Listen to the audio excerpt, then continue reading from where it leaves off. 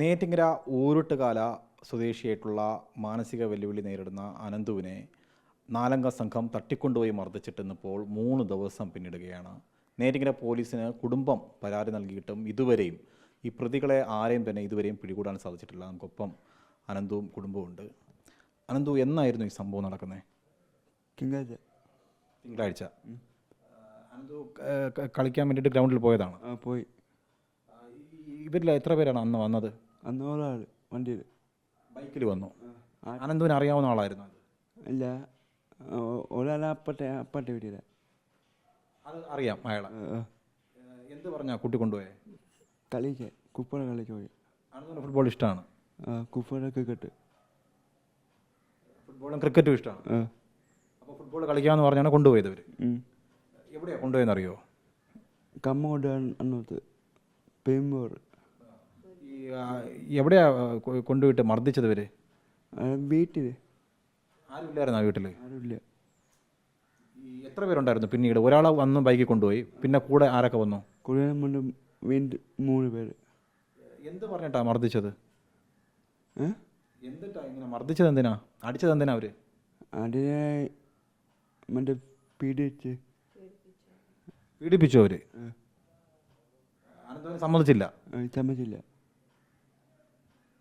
അപ്പോൾ തടഞ്ഞപ്പോഴാണ് ഇവർ ഇത്രയും ക്രൂരമായി മർദ്ദിച്ചത്? അടി മുതുകിലൊക്കെ കമ്പിട്ടാണ് അടിച്ചത്? കമ്പട്ട്, തടി കമ്പ്. ഈ സമീപത്തൊന്നും ആളുണ്ടായിരുന്നില്ല ആ വീടിരിക്കുന്ന സ്ഥലത്ത്? ഇല്ല, ആരുമില്ല.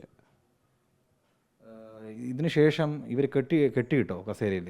കെട്ടിവെച്ച്. ഈ വന്ന ഇവർ മറ്റെന്തെങ്കിലും ലഹരി ഉപയോഗിക്കുകയോ മദ്യപിക്കുകയോ ചെയ്തിരുന്നോ? വള്ളാടി, കഞ്ചാവ്. ഇത് ഉപയോഗിച്ചിരുന്നവരാണോ? അവിടെ വന്നിട്ട് ഇവർ ഉപയോഗിച്ചോ? അത് വന്നിട്ടില്ല, അന്ന് വച്ചിട്ട് വീട്ടിൽ വന്ന്. ഇതിന് ശേഷം അനന്തു എങ്ങനെ അവിടെ നിന്ന് രക്ഷപ്പെട്ടു ഇവിടെ വീട്ടിൽ എത്തിയേ?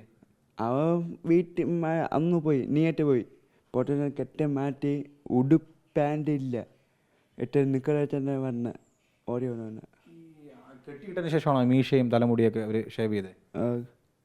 ബ്ലൈഡിട്ടാണ് അവർ കട്ട് ചെയ്തത്.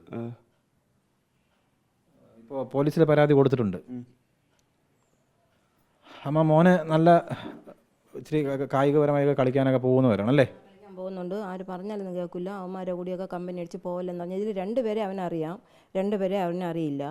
അത് ഞാൻ രാവിലെ ഇവിടെ നിന്ന് ഒരു സ്കൂൾ ബസ്സിൽ പോവുകയാണ്. ഞാൻ പോയിട്ട് വന്നപ്പോൾ രാത്രി 5:45 മണിയൊക്കെ ആയി. അവൻ വന്നപ്പോൾ ഞാൻ കണ്ടില്ലായിരുന്നു. എവിടെ പോയെന്ന് ചോദിച്ചപ്പോൾ പറഞ്ഞ് കളിക്കാൻ പോയെന്ന് പറഞ്ഞു കുട്ടികളോട് ചോദിച്ചപ്പോൾ. പിന്നെ അത് ഇതുവരെയൊക്കെ പോയിട്ടൊക്കെ രാത്രിയൊക്കെ വരുന്ന പതിവൊക്കെ ഉണ്ട്. പിന്നെ ഒരു മോളുള്ളതുകൊണ്ട് എനിക്ക് അന്വേഷിക്കാനെടുക്കാൻ വേറെ ആരുമില്ല.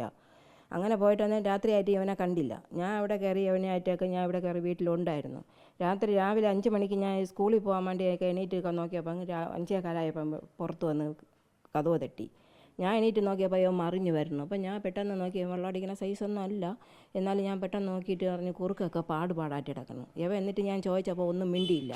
പോന്നും പറഞ്ഞുകൊണ്ട് നിന്നു. അവിടെ കാര്യം വിശദമായിട്ട് ചോദിച്ചപ്പോൾ ഇന്നലെ അടികളൊക്കെ ഉണ്ടായി.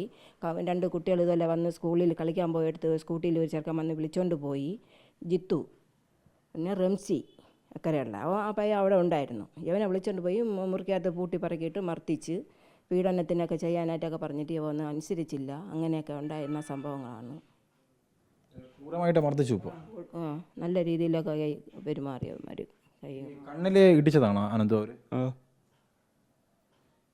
വളരെ ഞെട്ടിപ്പിക്കുന്ന സംഭവമാണ്. കാരണം ഭിന്നശേഷിയായിട്ടുള്ള കുട്ടിയാണ്, കാരുണ്യ സ്പെഷ്യൽ സ്കൂളിൽ പഠിച്ചു വരുന്ന കുട്ടിയാണ്. ഇപ്പോൾ അമ്മ അടക്കമുള്ളവർ പങ്കുവെക്കുന്നത് കഴിഞ്ഞ കുറേ കാലങ്ങളായി ഫുട്ബോളും ക്രിക്കറ്റും ഒക്കെ ഇഷ്ടമാണ്. അതുകൊണ്ടാണ് തൊട്ടടുത്തുള്ള ഗ്രൗണ്ടിൽ സ്ഥിരമായി പോകാറുണ്ട്. ആ വിശ്വാസത്തിലാണ് കൂട്ടുകാർക്കൊപ്പം പോയത്. പക്ഷേ ലൈംഗികമായി ദുരുപയോഗം ചെയ്യുക എന്നുള്ളതായിരുന്നു അവരുടെ ശ്രമം. ഇപ്പോൾ അനന്തു ഈ കാരുണ്യ സ്പെഷ്യൽ സ്കൂളിൻ്റെ ഭാഗമായിട്ട് തന്നെ സംസ്ഥാന ജില്ലാ തലങ്ങളിലൊക്കെ പോയി പല കായിക ഇനങ്ങളിലൊക്കെ പങ്കെടുത്തതിൻ്റെ ഇതൊക്കെയാണ്, ട്രോഫികളൊക്കെ അവൻ കരസ്ഥമാക്കിയിട്ടുള്ളതാണ്.